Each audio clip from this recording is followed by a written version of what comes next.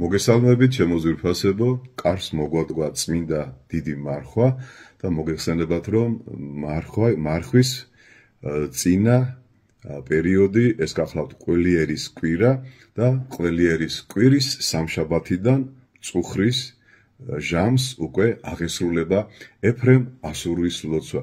დიდი მარხვა ეფრემ ასურის ლოცვის გარეშე წარმოუდგენელია მართლმადიდებელი ქრისტიანისთვის ეფრემ ასურის ლოცვა გახლავთ სული დიდი მარხვისა. ეს გახლავთ სამმუხლიანი მოკლე ლოცვა. ასევე დავძენ რომ ძალიან გთხოვთ წაიკითხოთ ეფრემ ასურის ცხოვრება. იგი ერთ-ერთი ბურჯი გახლავთ იოანე ოქროპირთან ერთად, ბასილი დიდთან და სხვა დიდ მეოთხე საუკუნეში მოღვაწე მამებთან ერთად და მისი საეკლესიო სწავლანი, მისი შრომები ძალიან გამოგვადგება ჩვენ დიდ მარხვაში. ეფრემ ასურის ლოცვა პირველი მუხლი აღიარებს, რომ უფალი უნდა იყოს ჩვენი მეუფე. ადამიანმა მარხვაში განსაკუთრებით თავის მეუფედ და უფლად უნდა მოიხმოს უფალი, რათა უფალმა განაგოს მისი ცხოვრება.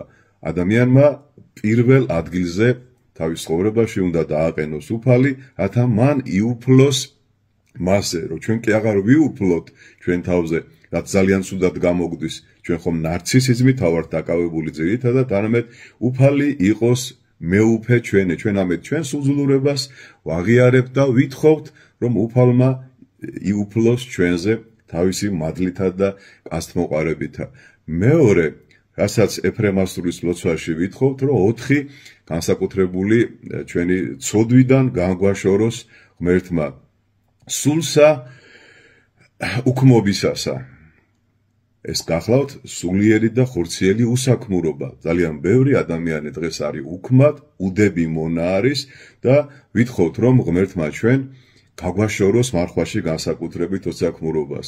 არ ვლოცულობთ, არ მარხულობთ, არ ვაკეთებთ სიკეთეს, არ ვშრომობთ ფიზიკურად და სულიერად და როდესაც ადამიანი უქმობაშია, ანუ უსაქმურობაშია, ვარდება უკვე მეორე ცოდვაში, რაც არის მიმომწვილობა, ძველ ქართულად, თანამედროვე ქართულად, ეს არის მოწყენილობა. უსაქმური ადამიანი მოწყენილობაში ვარდება. დამეთანხმებით, ალბათ ბევრმა თქვენთაგანმა შეიძლება იცნოთ თქვენი თავი, რომ როცა ადამიანი უსაქმურობს, ის მოწყენილია, დარდიანია და ცდილობს, რომ გაერთოს და 24 საათი არის ინტერნეტში და არის მოკლედ გართობაში, მაგრამ როდესაც გამოდის მერე გართობიდან, ისევ მწუხარებაში და მიმოწვილობაში ვარდება. აი მარხვაში ჩვენ არ უნდა მივცევთ ჩვენ სულს და ჩვენ სხეულს უფლება, რომ მოიწყინოს.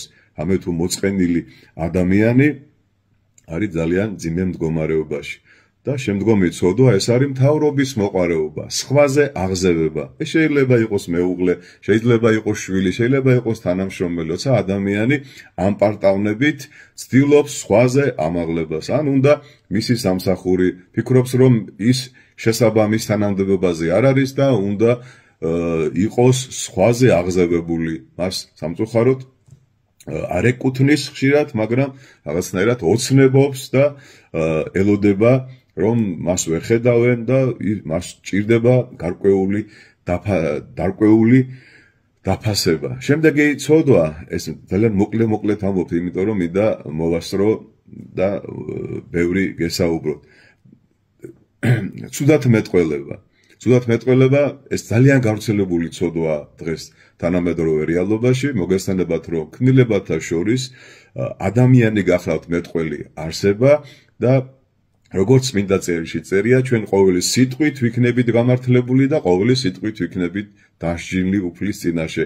ყველა ჩვენი სიტყვა იწერება და სამსჯავროზე ჩვენ ამ ყველაფერზე მოგთხოვენ პასუხს. ასე რომ მარხვაში ძალიან გთხოვთ, ძალიან დაუკვირდეთ, რას ვლაპარაკობთ, ვიზე, რას ვამბობთ, რა გვითქვია, შევინანოთ და კარგად გავაანალიზოთ. უკვე მესამე, რასაც ჩვენ მარხვაში ეფრემ ასურის ლოცვაში ვითხოვთ, ეს არის სიწმინდის სული, რომ ადამიანი, როგორც მისი უფალი, უნდა იყოს წმინდა სხეულებრივად და სულიერად. ადამიანი განიწმინდება ცოდების აღიარებით და წმინდა ზიარების მიღებით, რომელსაც ჩვენ ლიტურგიაზე ვიღებთ. ერთადერთი განმარტება ზიარების ეს არის, რომ საკურნებლად სულისა და ხორცისა და მისატევებლად ჩვენი ცოდვებისა. სიმდაბლე მეორე, რასაც ადამიანი მარხვაში უნდა ითხოვდეს, მეზვერე სიმდაბლე, რომ სხვას კი არ უნდა განვიკითხავდეთ, არამედ ჩვენ უნდა ერთი ცოდვის გამო, სიამაყის ამპარტავნების გამო გამოგვაძევა ღმერთმა და სიმდაბლით შეიძლება ჩვენი დაბრუნება. მესამე გახლავთ მოთმინება, რომ მარხვაში განსაკუთრებით გვიჭის ჩვენ მოთმინება, უამრავი სიბინძურე, უამრავი ცილისწამება, უამრავი განკითხვა და მსგავსი რაღაც გარკვეული განსაცდელები დაეშვება ჩვენზე და ეს ყველაფერი ჩვენ მოთმინებით უნდა გადავიტანოთ და მეოთხე თხოვნა ეს არის სიყვარული. სიყვარული არის ყველაფრის საყრელი, გვირგვინი, როგორც სკოლასელთა მიმართ ეპისტოლეში პავლე მოციქული აღადებს და ჩვენ მარხვას ვინახავთ სიყვარულით.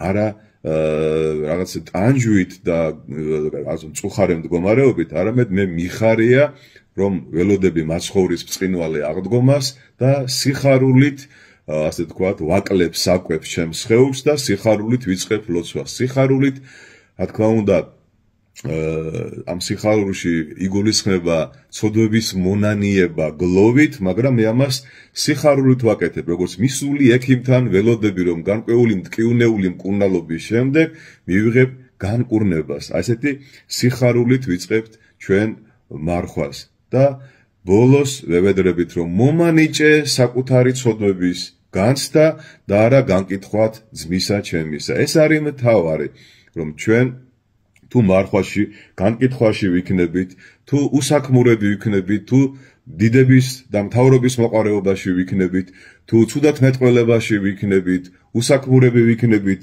და არ განვიწმინდებით, არ ვიტყვით აღსარებას და არ ვეზიარებით და მოთმინება არ გვექნება, ჩვენი მარხვა იქნება დიეტა. სამწუხაროდ ძალიან ხშირად მოგისმენიათ, რომ აი ადამიანი იწყებს მარხვას და ეუბნება გინდა თუ არა ეკლესიაში უნდა მიხვიდე, მოძღვარი ყავდეს, რა თქმა უნდა, მაგრამ ის რომ აი შენ აზრი არა აქვს მარხვას თუ არ მიხვალ, ეს არ არის სწორი.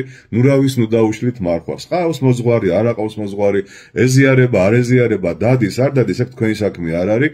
ნუ იქნებით ბევრი მასწავლებლები, როგორც იაკობ მოციქული ბრძანებს. თქვენ შეგიძლია მიანიშნოთ, მაგრამ იმისი თქმა, რომ აზრი არა აქვს მარხვას თუ შენ არ დადიხარ, აზრი აქვს ყოველთვის მარხვას, მარხვა თავის ნაყოფს გამოიღებს და ძალიან გთხოვთ, რომ ნუ ასე თქვათ შეუშლით ადამიანებს ხელს მარხვაში. მაშასე დღეიდან წავიკითხოთ თქვათ ეფრემასურის ლოცვა, რომელიც არის სული დიდი მარხვისა. ეფრემასურის ლოცვით ჩვენ გავიგებთ მთელი მარხვის შინაარს, რამე თუ მთელი მარხვა იკითხება, რა თქმა უნდა, შაბათ-კვირის გარდვა, პარასკევს საღამოს აღარ იკითხება და კვირას საღამოს იკითხება, რამე თუ შაბათი და კვირა მოგეხსენებათ, რომ ეკლესიაში არ არის მარხვა, იმ გაგებით რაცაც ეწოდება მარხვა და დანარჩენი ყოველთვის წაიკითხეთ. შესაბამისი მეტანიებით, ყველა მუხლის მერე მეტანია კეთდება, მერე 12 მცირე მეტანია კეთდება და მერე 16 მეტანიით უნდა წაიკითხოთ, ამას უკვე თქვენი მოძღვრები გაგარკვევენ და გთხოვთ, რომ ამ ლოცვის გარეშე არ დაიწყოთ მარხვა.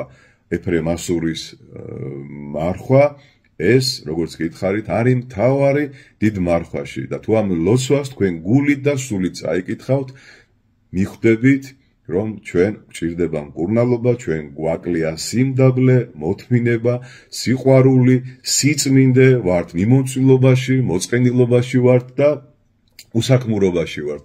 ასე რომ შეუდგეთ საქმიანობას, შეუდგეთ ლოცვას, შეუდგეთ ღვთისმსახურებას, უფალს მოუხმოთ ჩვენ მეუფეთ და ჩვენ შევეგებებით ბრწყინვალე აღდგომას. ჩვენთან არის ღმერთი.